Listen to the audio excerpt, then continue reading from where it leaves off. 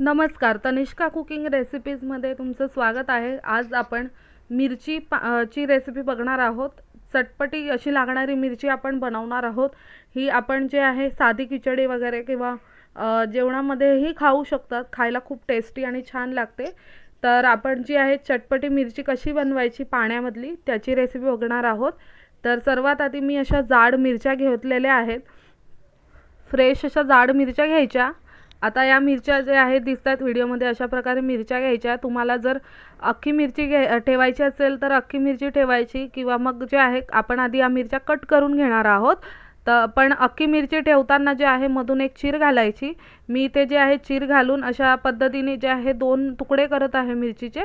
तुम्ही तुमच्या आवडीनुसार अख्खी मिरची ठेवू शकतात किंवा 2 तुकडेही करू शकतात। तर जसं व्हिडिओमध्ये दिसतं अशा पद्धतीने आपल्याला सर्व मिरच्या ज्या आहे कट करून घ्यायच्या आहेत। तुम्हाला नाके काढायचे असतील तर तुम्ही नाकेही काढू शकतात, पण देठासकट ही मिरची खायला खूप छान लागते। तर इथे मी सर्व मिरच्या कट करून घेतलेल्या आहेत। तर आता आपण जे कढई घ्यायची।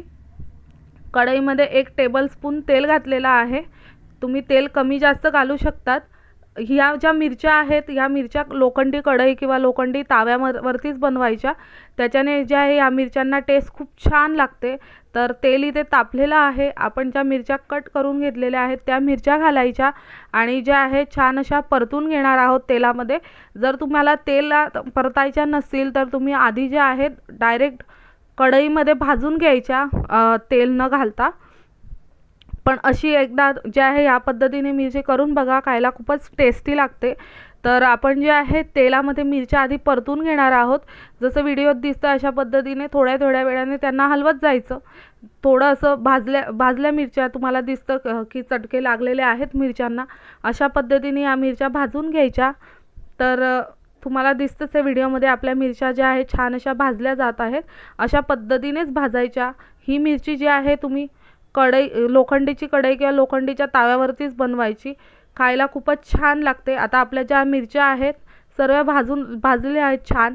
तर त्याच्यामध्ये आपण जे आहे चवीप्रमाणे मीठ घालणार आहोत। चवीप्रमाणे मीठ घालायचं आणि छान मिक्स करून घ्यायच्या मिरच्यांना। तर जर तुम्हाला माझी मिरचीची रेसिपी आवडत असेल तर तनिष्का कुकिंग रेसिपीजला लाईक, शेअर आणि सबस्क्राईब करायला विसरू नका। तर आता मी जे आहे मिरचीमध्ये आपण मीठ छान मिक्स करून घेतलेलं आहे। तर आता जे आहे आपण पाणी घालायचं। तुमच्या आवडीनुसार तुम्ही कमी जास्त पाणी घालायचं, पण थोडंच घालायचं। इथे मी जवळजवळ जे आहे अर्ध्याहून थोडं कमी पाणी घातलेलं आहे ग्लास। तर पाणी घातलेलं आहे आणि आता जे आहे आपण झाकण ठेवणार आहोत। झाकण ठेवून 3 ते 4 मिनिटं मंद आचेवरती या मिरच्या छान होऊ द्यायच्या। तर इथे 3-4 मिनिटं झालेले आहेत। आपण मिरच्या चेक करून घेऊया। तर आपल्या मिरच्या ज्या आहेत छान शिजत आहे, तुम्हाला दिसतंच आहे व्हिडिओमध्ये। तर अजून आपण जे आहे झाकण ठेवून यांना अजून 2 ते 3 मिनिटं शिजवून घेणार आहोत। तर 2-3 मिनिटं झालेले आहेत। आपण आता परत आपल्या मिरच्या चेक करून घेणार आहोत। तर तुम्हाला दिसतंच आहे व्हिडिओमध्ये आपल्या मिरच्या ज्या आहेत छान झालेल्या आहेत।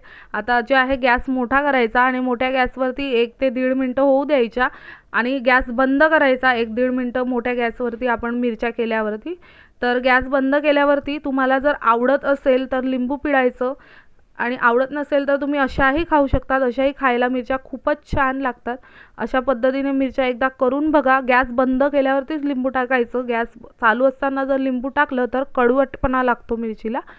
तर इथे मी थोडं जे आहे लिंबू घेतलेलं आहे अर्ध्यावरनं अर्ध आणि ते पिळून घ्यायचं गॅस बंद झाल्यावरती आणि छान मिक्स करून घ्यायचं। अशी चटपटी आपली जी आहे मिरची पाण्यातली पाणी मीठ मिरची जी आहे तयार आहे। खायला खूपच टेस्टी लागते। एकदा नक्की ट्राय करून बघा। तुम्ही ही मिरची साधी खिचडी किंवा डाळ भात किंवा जेवणासोबतही एन्जॉय करू शकतात।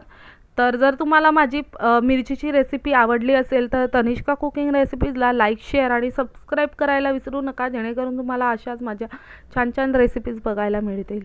धन्यवाद।